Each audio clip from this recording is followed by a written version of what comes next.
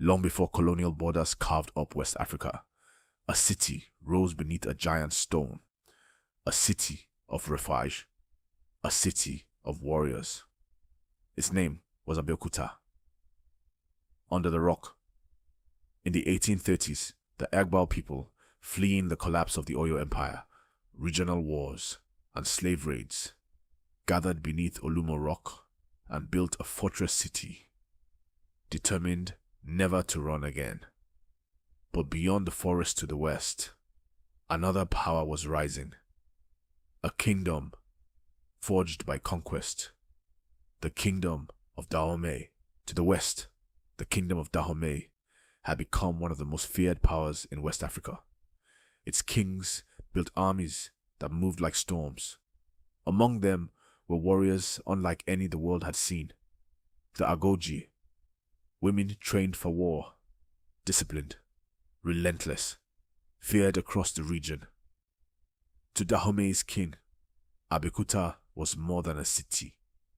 It was a problem, a refuge for those escaping slave raids, and a growing power standing directly in the path of Dahomey's expansion.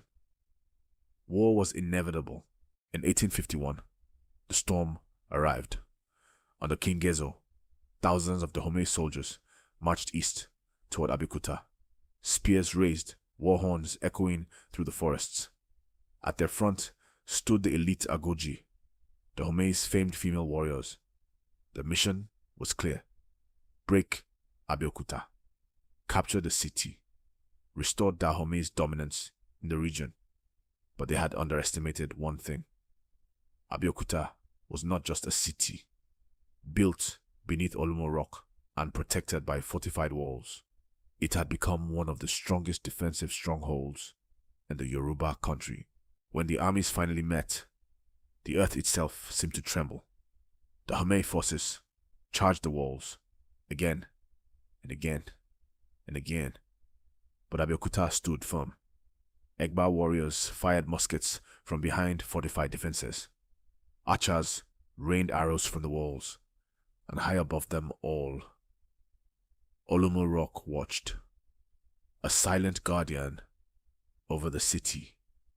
By sunset, the Dahomey army had suffered devastating losses.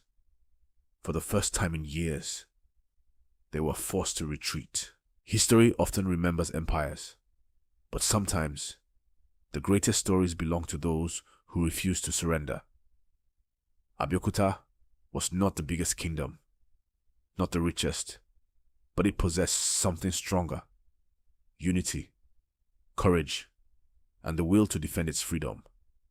And so the city beneath the rock became legend, a reminder that even in the face of powerful empires, a determined people can change history.